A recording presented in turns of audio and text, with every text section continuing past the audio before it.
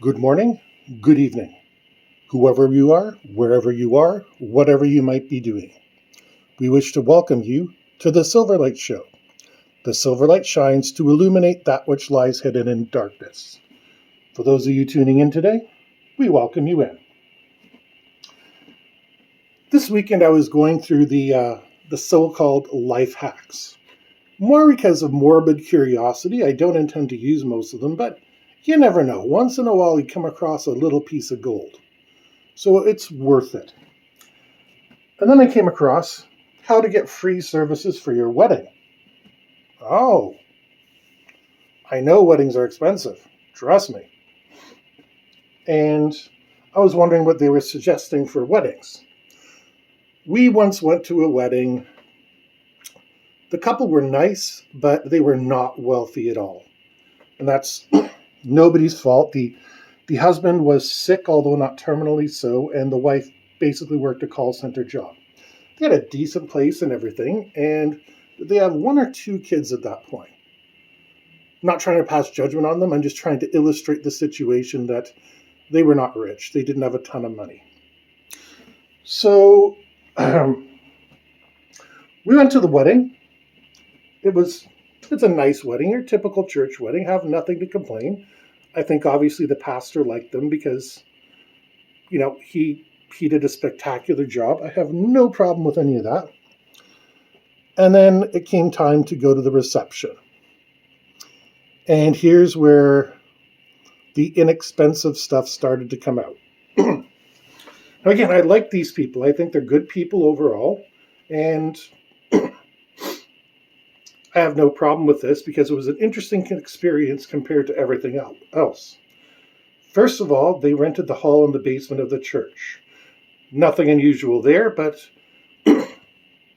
generally those halls in the basements of churches are not really the nicest place. I spoke to a friend who was present when they were building a convention center, and I said, why didn't you put it in a basement? He said, simple, you always get bugs in the basement. And when your guests see bugs, they freak out. Good point. Now, while I didn't see any bugs in the basements of this church, the upstairs was gorgeous. They had sunk a lot of money into the upstairs of the church. And if there was a chance to take pictures in it, I would take it. The basement was like a high school gym. Maybe a little worse. I didn't really see the washrooms that much. They had a full service bar, so there's a clue for you where the money went. I'm open on the question of full service bars. My best friend did not have one because there were enough alcoholics in his family and his friends drank really heavily. And I'm like, yeah, I get it.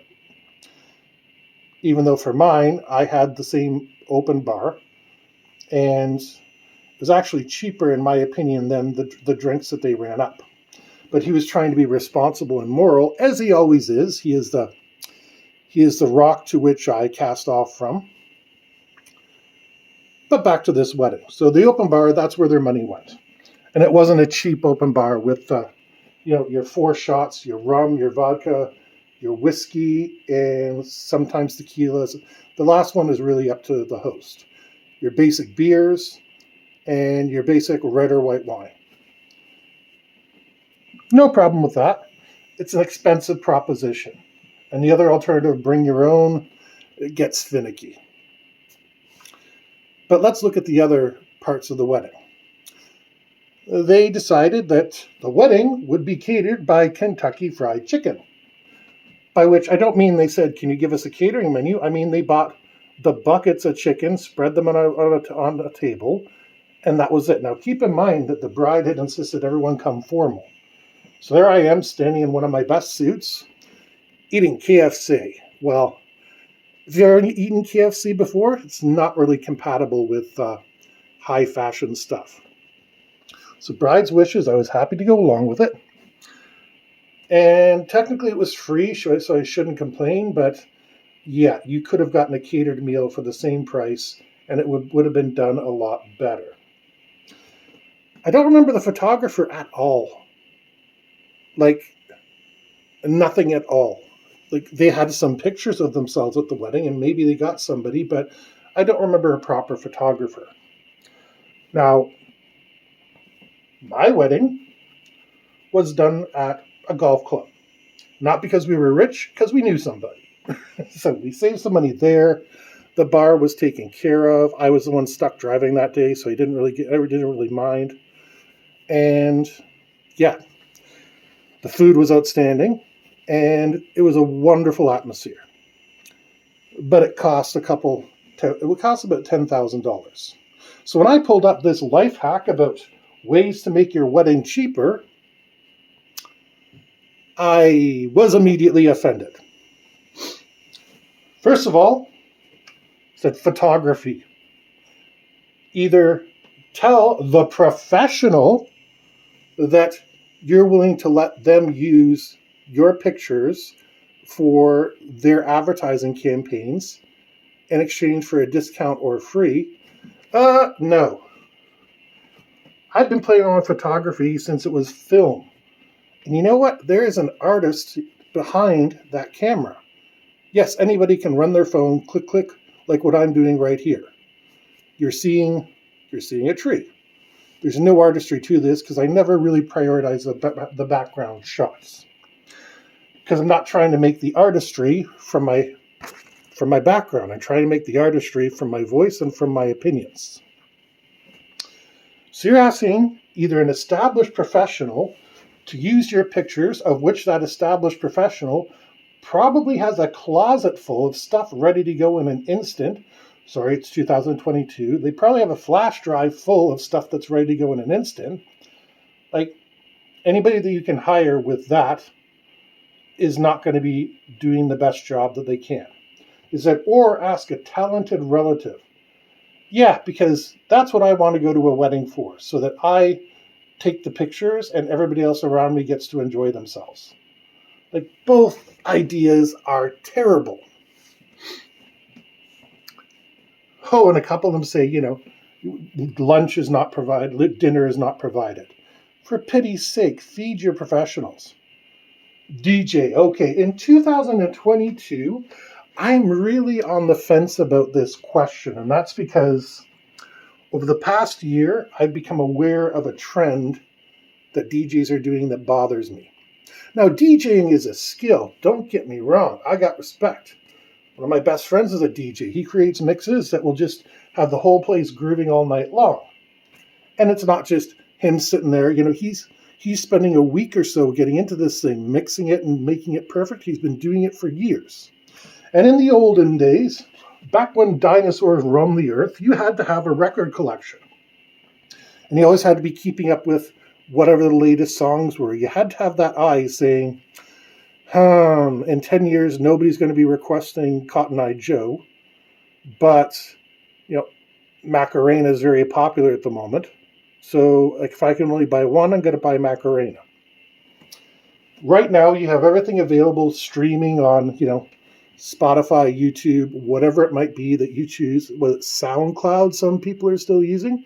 Anyways, if you know what you're looking for, you can be a DJ and do a pretty good job at it. That being said, a professional is still better. So asking one of your friends to DJ, I'm not recommending that. And exposure doesn't mean anything. I've done a lot of charity work for a lot of places. And while people recognize me as a capable organizer, they're not hiring me to write a book about them.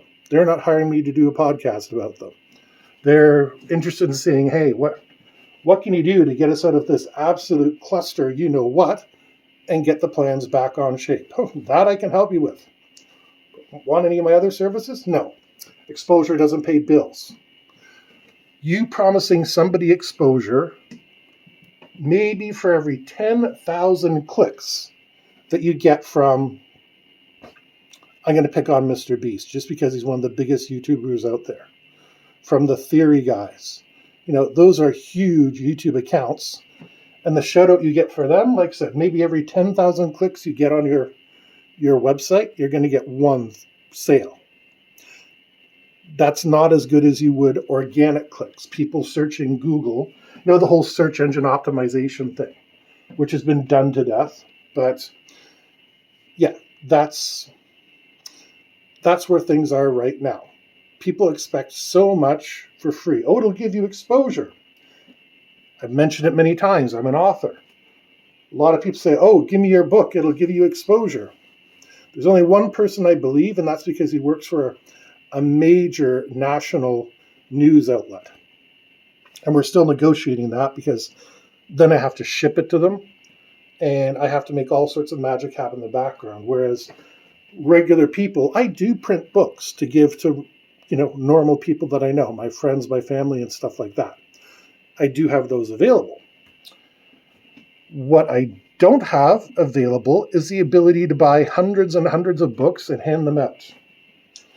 And they're not even welcomed when you do. If I go to the library and try to give the librarian one of my books, they have a database. And they say, okay, it's going to cost me however much it does a month to keep this book on the shelf.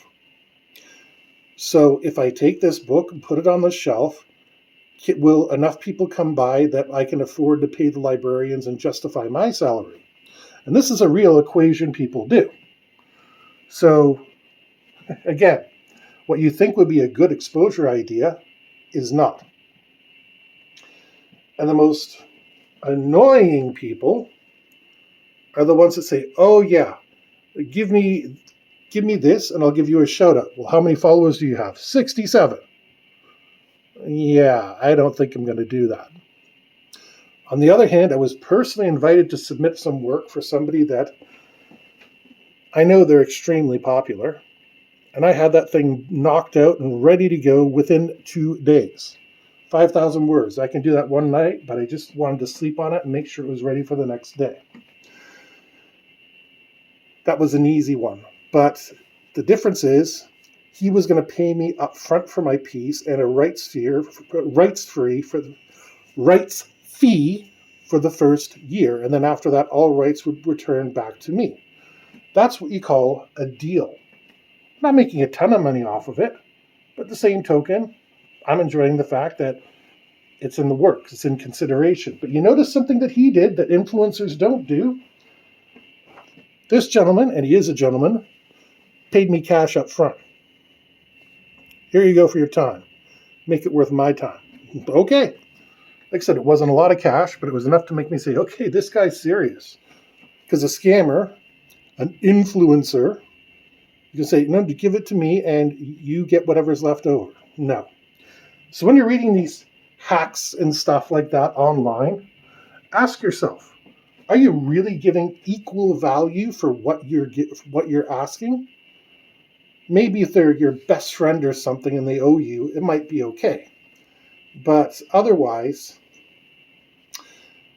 you're really asking somebody to put a lot of time and effort. Because even with pictures, let's just assume you do have that budding photographer in your family. They're willing to take pictures of your wedding. Well, someone's got to sort them and organize them and edit it and print out some sort of, the thank you cards and stuff like that. Then they got to put together an album that you're going to be able to look at in 20 years and say, oh, these are wonderful. That's a lot of work.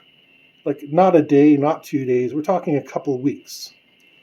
Unless they have literally nothing to do with their life, in which case they need more out of you than just simply the promise they can grow this business.